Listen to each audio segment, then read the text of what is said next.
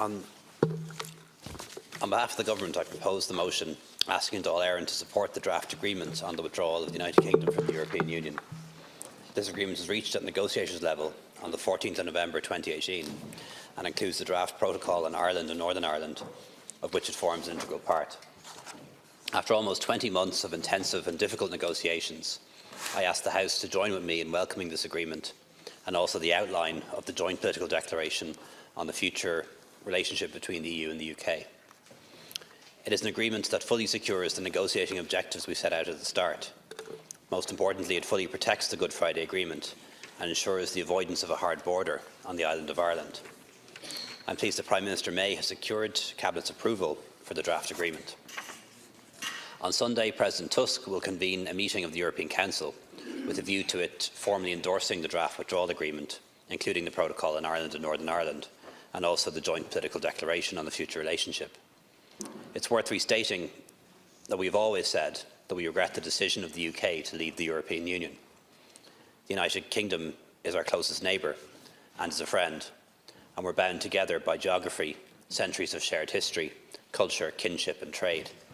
So we deeply regret that the UK chose to leave the European Union, a union which together we have helped to shape over the past 45 years. However, we respect the vote of the British people. We also regret that the British Government and Parliament have ruled out ongoing membership of the EU Customs Union, Single Market and European Economic Area, thus limiting the scope for a solution. Nonetheless, we respect their decision to do so. At the outset, we agreed our unique concerns and identified our priorities for the negotiations, and these have stayed constant throughout.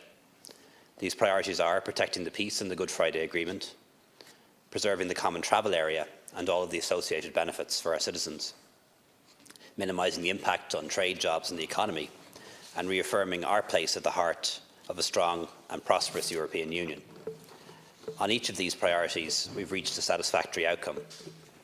From the very start, we worked to ensure that our unique concerns were understood by our EU partners, the Member States and EU institutions. And as Taoiseach, I've had formal bilateral meetings with the leaders of France, Germany, Italy, Spain, Austria, Hungary, Greece, Finland, Estonia, Belgium, the Netherlands, Luxembourg, Bulgaria, Romania and Croatia, either here in Dublin or in their capitals, to emphasise these issues. I've also met many times with the Presidents of the European Council, European Parliament and European Commission, as well as our Chief Negotiator, Michel Barnier, and the Head of the European Parliament's Brexit Steering Group. And I've used the EPP network of sister parties of Fine Gael as well to Ireland's advantage. The House will know that President Juncker, President Tusk, Michel Barnier, President Tajani and Chancellor Merkel are both interlocutors and party colleagues.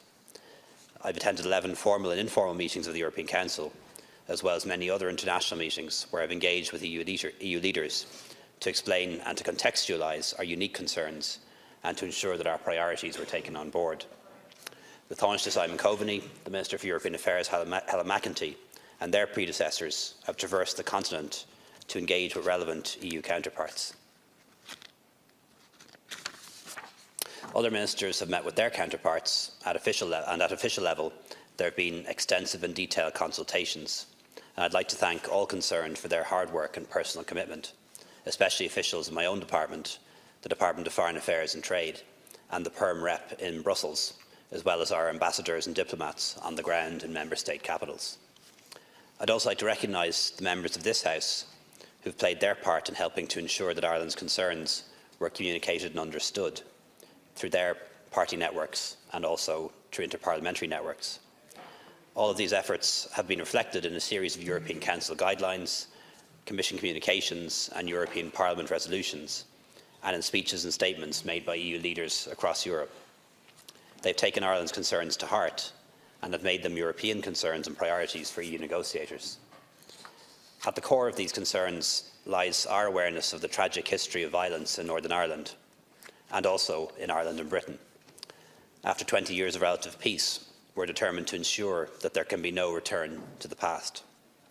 So the Government has been determined to protect the Good Friday Agreement, an internationally and legally binding agreement in all its parts. The absence of a hard border has been critical to what has been achieved north-south and the development of the all-island economy and practical cooperation in areas like health and education, infrastructure and tourism. We've insisted that there could be no going back on this and no new barriers to the movement of people or commerce. The draft withdrawal agreement provides that in the event it is required after the period of transition, the UK and the EU will establish a shared custom territory.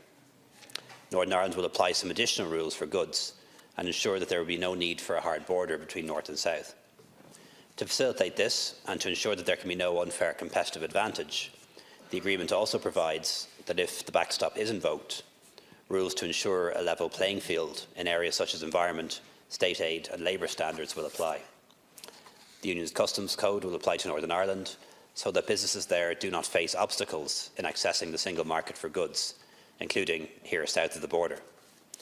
Northern Ireland business will continue to enjoy unfettered access to the Great Britain market, as well as that of the whole of the European Union.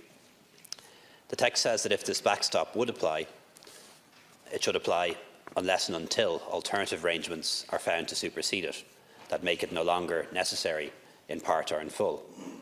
It is therefore intended to be temporary and to act as a bridge to a future relationship. As I've said many times before, I hope and believe that those alternative arrangements will be negotiated. It is, however, important that we now have the insurance policy we need if all other efforts fail to produce a better solution. The agreement also provides a mechanism for review of the backstop, which would allow it to cease to apply in whole or in part if and when a better solution is agreed that supersedes it. It is important to underscore that any such decision would be a joint one for the European Union and the United Kingdom to take together.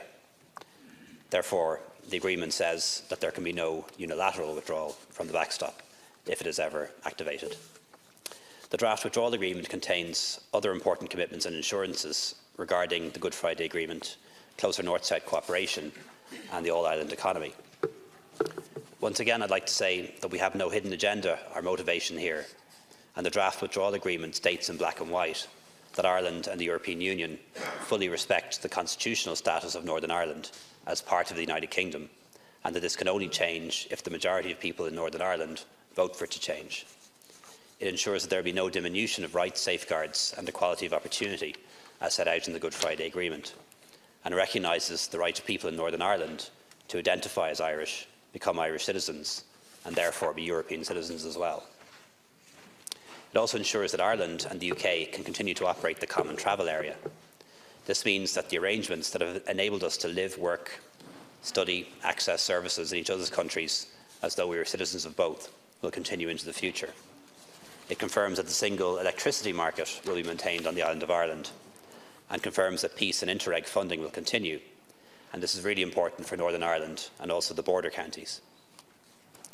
It's important to note that the UK agrees that it will facilitate the transit of goods moving to and from Ireland. This is significant as the UK land bridge is the most important route from Ireland to mainland Europe, and of course Ireland is a land bridge to Great Britain for a lot of exporters in Northern Ireland. The agreement provides a basis on which we can avoid a hard Brexit, which would see the United Kingdom crash out of the European Union without an agreement. It secures the necessary endorsement, if it secures the necessary endorsement in Westminster next month and the consent of the European Parliament, there will be a period of transition which will run until at least the end of December 2020. As we approach the end of this period of transition, the UK will be empowered to ask for the period of transition to be extended on one occasion, if agreement on a future relationship that would avoid a hard border is not yet in place. I've acknowledged the integrity of Prime Minister May in honouring her promise to protect the peace process and the Good Friday Agreement, and her commitment, despite many difficulties along the way, to avoid a hard border on the island of Ireland. For our part, we have consistently said that we're absolutely committed to working with Prime Minister May and the UK Government to secure a deep, comprehensive and ambitious future relationship between the UK and the European Union, so that the backstop does not need to be invoked in full or in part. I would also like to take this opportunity to express my deep appreciation and gratitude to all of our EU partners, my fellow members of the European Council, the European Parliament and the Commission. They've understood our unique concerns and made them our concerns, and they've shown unwavering solidarity in ensuring that these have been taken into account in the draft withdrawal agreement. Many people predicted that in the final moment, our European partners would turn on us or put pressure on us. That didn't happen. we've had unwavering solidarity and support throughout. In particular, I want to acknowledge the commitment and professionalism of Michel Barnier, Sabine Weyand and their team, with whom we've worked extremely closely over the past 20 months. There could be no better example of the advantages of EU membership for a small country. Sometimes when people calculate the value of EU membership, they talk about how much you pay into the budget and how much you get out. But the intangible benefits of being part of the largest free trade area in the world, of a single currency, and the intangible benefits of solidarity among 27 member states are incalculable and enormous, and we've seen that demonstrated for Ireland in recent months. So no matter what happens anywhere else, Ireland will stay a fully committed member of the European Union. It's a home that we've built together and is where we will stay. Ceann-Comhairle, the draft agreement represents a finely balanced compromise between the concerns and priorities of all 28 countries involved. Finalising and approving it is the best way of ensuring an orderly withdrawal.